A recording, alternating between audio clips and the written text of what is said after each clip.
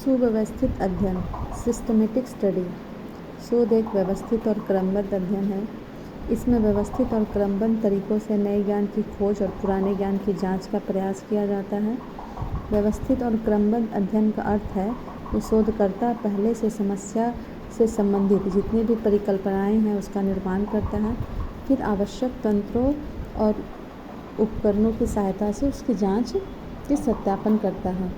जैसे कि न्यूटन के सामने जब समस्या आई कि कोई भी वस्तु ऊपर से नीचे की ओर क्यों गिरती है, तब उन्होंने इसके समाधान के लिए प्राकृतिक जितनी भी घटनाएं थी उन्होंने निरीक्षण यानी कि ऑब्जर्वेशन किया और करके कुछ परिकल्पनाएं बनाई और पृथ्वी में जितने भी आकर्षण शक्ति हैं और इसकी जो पुष्टि यानी कि इसकी पुष्टि करने के लिए उन्होंने गुरुत्वाकर्षण के नियम को स्थापित किया। रेबर कर्लिंगर आदि मनोवैज्ञानिकों ने भी किसी मनोवैज्ञानिक या वैज्ञानिक शोध में क्रमबद्ध होने की विशेषता को स्वीकार किया है। तो ये है हमारा सिस्टमेटिक स्टडी। ये हमारा जो साइकोलॉजिकल रिसर्च है उसी के अंतर्गत आते हैं सिस्टमेटिक स्टडी। इसमें एक और पार्ट है, पॉइंट नंबर 3 है एम्पिरिकल स्टडी। एम्पिरिकल स्टडी क्या होती है? एम्पिरिकल स्टडी वैसे स्टडी को कहते हैं जो अनुभवों पर आधारित होता है। ये बहुत ही इम्पॉर्टेंट है, ये सभी को आना चाहिए कि एम्पिरिकल स्टडी क्या है। तो एम्पिरिकल स्टडी जो है वो अनुभवों पर आधारित होता है। यह अध्ययन शोधकर्ता व्यवस्थित ढंग से निरीक्षणों या प्रयासों के आधार पर करते हैं। इसमें जो रिसर्चर है वो निरीक्षण और प्रयोग यानी कि एक्सपेरिमेंट के आधार पर करते हैं, जिसमें कि कर्लिंगर 2002 ने भी इस शोध की विशेषता पर बल दिया है। एम्पिरिकल स्टडी पर कौन से साइकोलॉजिस्ट ने बल दिया है? कर्लिंगर 2002 ने। एग्जाम्पल के लिए मान लीजिए कि न्यूटन के सामने जब ये समस्या आई कि पेड़ के फल पृथ्वी पर क्यों गिरते हैं, तब उन्होंने इसके समाधान के लिए एक सिस्टमेटिक ढंग से प्रयोगात्मक अध्ययन किया और गुरुत्वाकर्षण के नियम को ढूंढा। तो ये जो न्यूटन का अध्ययन है ये क्या था? एम्पिरिकल स्टडी यानी कि अनुभविक स्टडी था। तो इसके अंतर्गत आपको जो साइकोलॉजिकल स्टडी है, साइकोलॉजिकल रिसर्च है, उसमें आपके जो सिस्टमेटिक स्टडी, एम्पिरिकल स्टडी और नेक्स्ट हमारा है कंट्रोल स्टडी। ऐसे करके 13 पॉइंट्स को हम लोगों को कवर करना है कि कौन कौन सी ऐसे खास बातें पाई जाती हैं एक रिसर्च में, माने साइकोलॉजिकल रिसर्च में कौन कौन से मुख्य बातों का आपको ध्यान रखना चाहिए।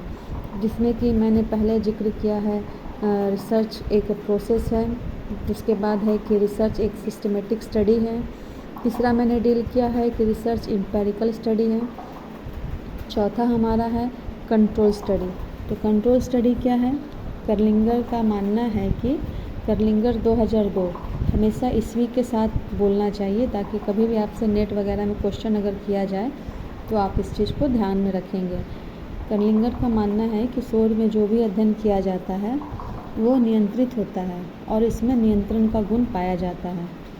इसका अर्थ है कि शोध में जिस चर का अध्ययन देखना होता है हम लोगों को, मतलब जिस चर के अध्ययन का इफेक्ट देखना रहता है, चर यानी कि वेरिएबल, उसके प्रभाव को हम लोग देखते हैं, तो उसको छोड़कर बाकी जितने भी बचे हुए वेरिएबल हैं उसके इफेक्ट को नियंत्रित कर दिया जाता है, जिसको हम लोग डिपेंडेंट वेरिएबल भी बोलते हैं।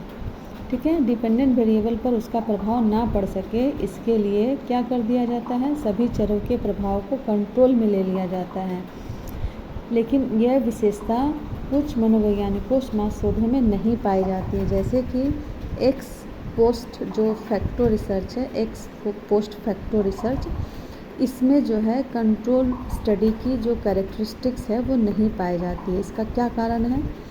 तो सबसे पहले सर्वेक्षण शोध और एक्स पोस्ट फैक्टो रिसर्च और एक्शन रिसर्च यानी कि क्रियात्मक शोध, ये सभी ऐसे हैं जिसमें कि आपका कंट्रोल स्टडी का अभाव यानी कि कमी पाई जाती है।